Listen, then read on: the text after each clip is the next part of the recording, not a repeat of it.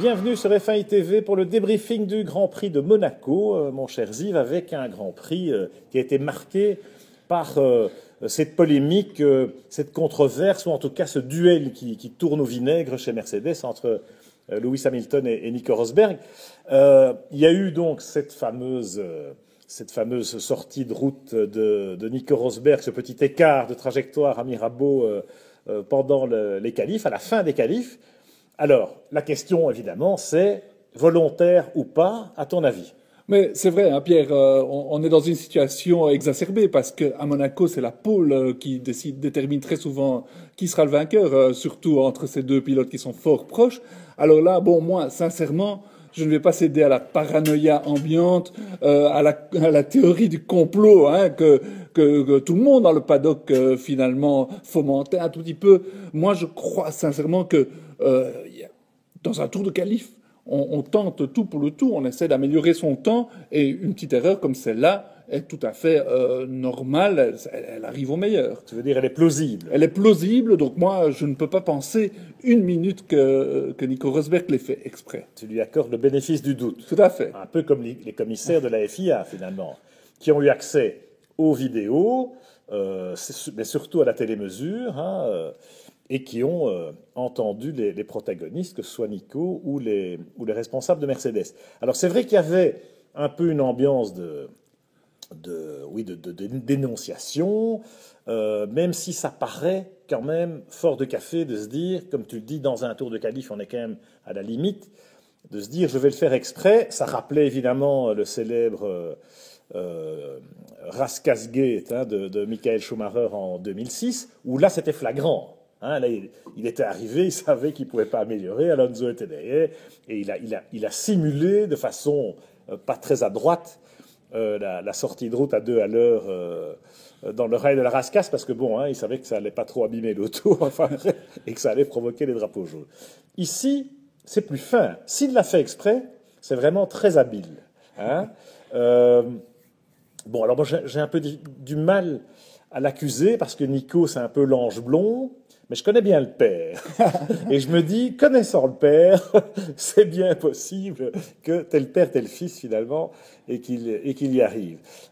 En regardant bien les tours qualifs, hein, le live timing secteur par secteur, on se rend compte que Nico était un poil plus vite que Hamilton dans le premier secteur. C'est là où il était le plus fort. Hamilton était mieux dans le deuxième secteur, et il faisait à peu près jeu égal dans le troisième. Ça se joue effectivement en millième, hein, ou à 2, 3, 4, 5 centièmes. Hein. On l'a vu en d'autres circonstances cette année.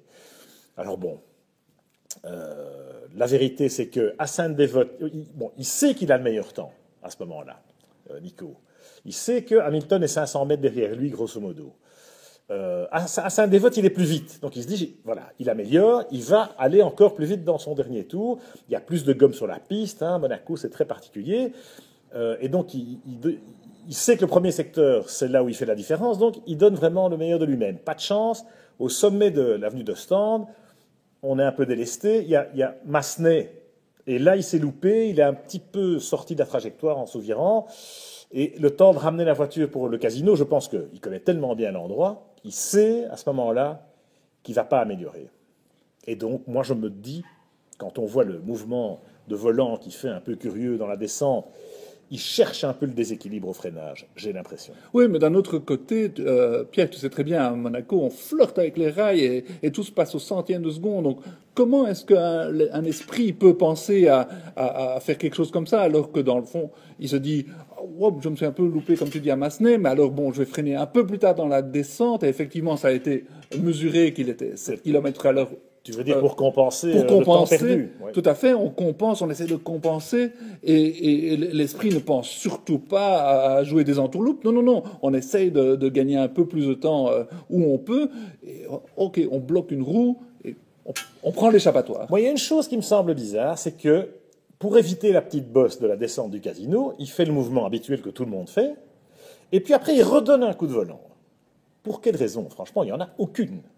Il redonne un coup de volant comme si ça allait l'arranger de déséquilibrer discrètement la voiture pour Et alors on voit qu'il freine trop tard, effectivement. Alors est-ce que c'est volontaire ou pas, hein? Est-ce que c'est pour rattraper le temps perdu ou est-ce que c'est pour se mettre en vrac? Difficile à dire. Je t'accorde, moi, le bénéfice du doute, quelque part, il faut lui accorder. Mais le doute est permis. Parce que la manière dont il le fait, hein, alors il dit, bon, voilà, il bloque l'intérieur, ça va tourner, ça va passer, mais il sait que de toute façon, il ne va pas améliorer le chrono. Et que le seul moyen d'empêcher Hamilton de faire mieux, c'est, voilà, il connaît l'endroit, hein, il connaît très bien l'endroit, boum, Mirabeau. Et ce qui m'a un petit peu intrigué aussi, c'est que dans l'échappatoire de Mirabeau, une fois qu'on se loupe, on peut descendre 30, 40 mètres. Rester là, les commissaires ne bronchent pas. Pas forcément provoquer le drapeau jaune. Non, non, qu'est-ce qu'il fait? Tout de suite, marche arrière et on revient en piste. Pour être sûr qu'il y a un drapeau jaune. Oui, c'est vrai. Écoute, c'est un peu, tout le monde se pose la question, et moi, effectivement, je suis aussi à 50-50 seulement. Nico Rosberg a été correct toute sa carrière, hein, jusqu'à présent. Moi, je l'observe dans toutes les catégories, et puis en Formule 1, il a toujours été irréprochable. C'est vrai qu'il n'a jamais été en position de jouer le championnat, et peut-être que Moi, je me souviens de dépassements à Bahreïn où il était un peu hors piste assez facilement en emmenant les petits camarades. Donc, je veux dire, l'ange blond, peut-être pas tout à fait. Bon, c'est vrai. Bon, it's a tough business. Oui. Bon, la Formule 1, on ne fait pas de cadeaux sur la piste et hors de la piste. Mais de là à provoquer ceci, s'il a fait, je serais très déçu. Évidemment, ce serait inacceptable. Les commissaires ont jugé que il n'avait aucune raison de penser qu'il y avait eu préméditation, qu'il y avait quelque chose de provoqué. Donc, moi, j'ai tendance à les suivre. Les commissaires n'ont pas trouvé de preuves. Ça ne veut pas dire que... Parce qu'il paraît que dans le panel des commissaires sportifs, les avis étaient partagés quand même. Il y avait Derek Warwick comme conseiller des commissaires. Bon, alors, est-ce un aveu de faiblesse s'il l'a fait exprès? Parce que quelque part, on peut se poser la question, s'il l'a fait exprès, c'est qu'il sait que Lewis va aller plus vite que lui. Est-ce un aveu de faiblesse? Certains le pensaient. Moi, je serais plutôt d'avis de me dire, c'est vraiment très fort, quoi. C'est un peu tordu, mais c'est très fort. Donc l'ange blond est un peu un démon, mais comme tu dis, dans ce business, pour être champion, pour gagner, il faut être un peu démoniaque. Lauda lui-même le disait. Alors Lauda, il va avoir du boulot, parce qu'entre les deux, il va falloir calmer le jeu, parce que d'un côté, que Rosberg l'ait fait exprès ou pas, finalement, il dérobe, entre guillemets, la pole position à Hamilton, puisqu'on sait qu'Hamilton, dans ce dernier tour, il était 2 dixièmes en avance dans ce premier secteur, justement, qui, jusque-là, ne lui réussissait pas. Donc, pour Hamilton, ce tour-là, c'était la pole. Et je crois qu'il n'y a personne qui peut vraiment discuter ça. Donc, en provoquant ou pas cette sortie de route, il garde la pole, Nico, et donc, ce faisant, il vole la victoire, puisqu'on sait que quand on part en pôle à Monaco et qu'on ne fait pas d'erreur, encore faut-il piloter 78 tours sans commettre d'erreur, hein, et nul doute qu'Hamilton a essayé de mettre la pression. Bon. Mais voilà, donc c'est là que ça se joue. Mais Rosberg, lui, sans l'exprimer, il a quand même le sentiment de s'être fait un peu rouler à Bahreïn, voire à Barcelone, et on sait qu'entre les pilotes Mercedes, depuis Bahreïn, où, à l'arrivée, Rosberg a quand même la sportivité de dire well done, et de féliciter Lewis, ce que Lewis n'a pas fait à Monaco, vous l'avez remarqué, aux grandes dames d'ailleurs, des dirigeants de Mercedes qui disent qu'il va falloir calmer le jeu parce que ça, c'est pas possible.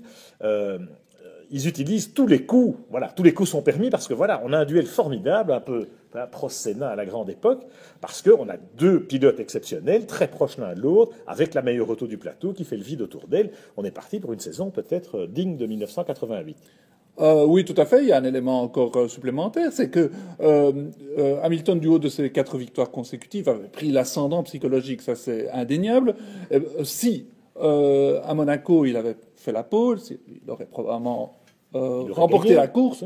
Le championnat était plié parce qu'il aurait eu un avantage, il aurait pris un avantage plus conséquent au niveau du championnat, mais surtout psychologiquement, là le coup aurait été fort parce que Rosberg à Monaco, c'est son jardin, il l'a déjà emporté, il connaît chaque centimètre de la piste, et s'il devait l'emporter, c'était là.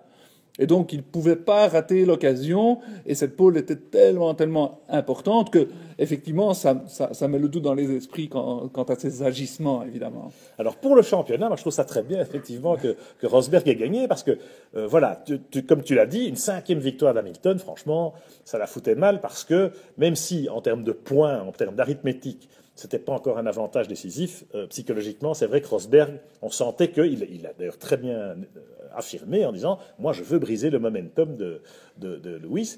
Et je pense franchement qu'à Bahreïn, hein, il a quand même 2 fois dépassé Hamilton, 2 fois Hamilton l'emmène sur la bordure. C'est limite, mais je veux dire... Mais correct.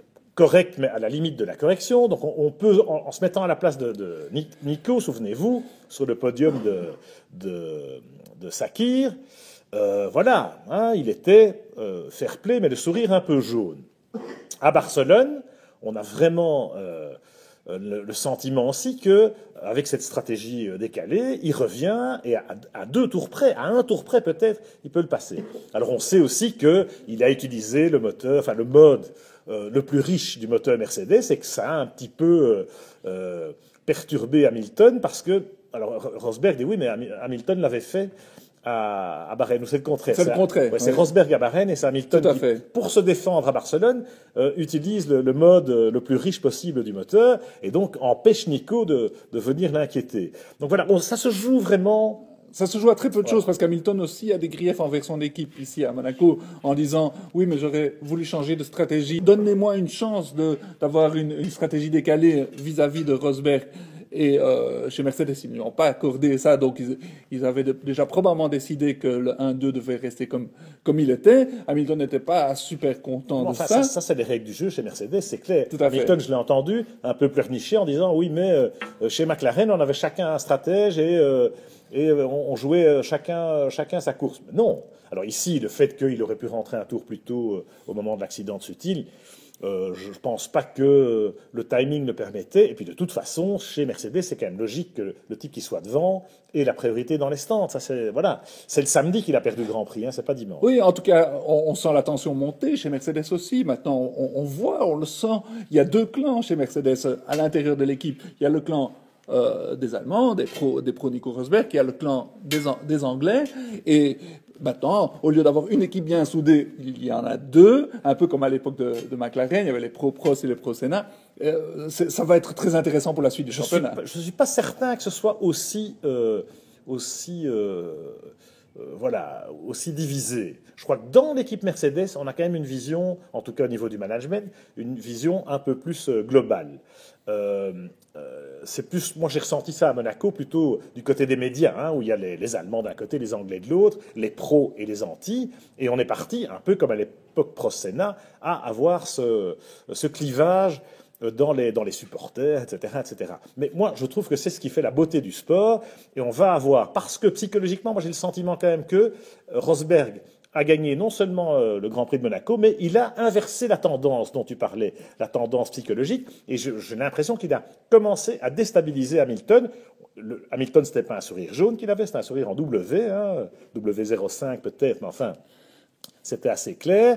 La manière dont il commence à critiquer son équipe ou à se plaindre, etc.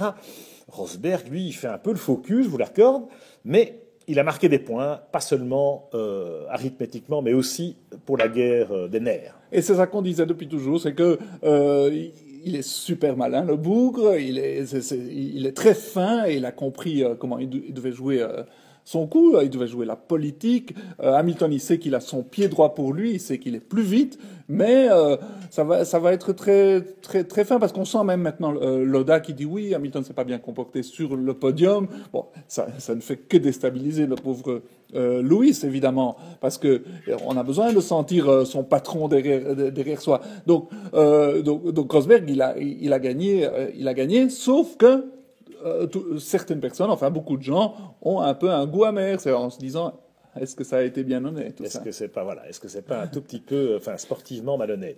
Bon, si c'est malhonnête, c'est très bien joué, franchement, et je pense que ça va forcément marquer les relations à l'intérieur de l'équipe et entre les 2 pilotes, ça va de soi.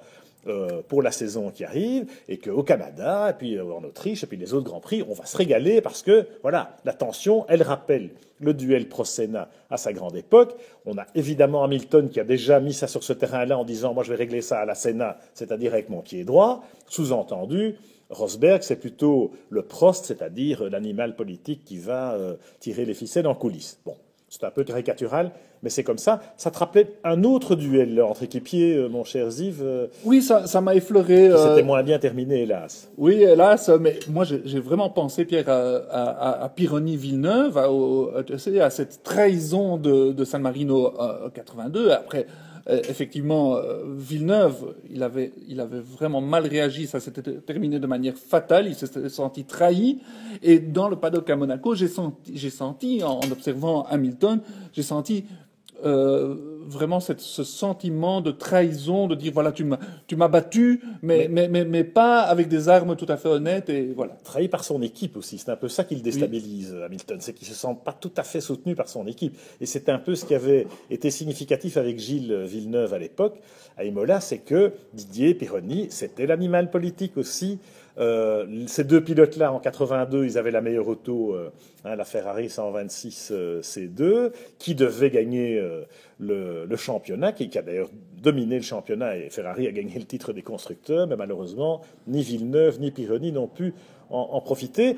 Et il y avait aussi ce clivage entre Villeneuve, le pied droit, le pilote qui a du panache et qui met tout dans son art du pilotage, et puis Didier Pironi, qui était quelqu'un peut-être de plus complet, je ne vais pas dire de plus intelligent, mais de plus cérébral. Oui, il était il était intelligent, mais il avait aussi cette ambition démesurée, donc il ne pensait qu'au titre, alors que Villeneuve pensait aux victoires et ne pensait pas forcément au titre.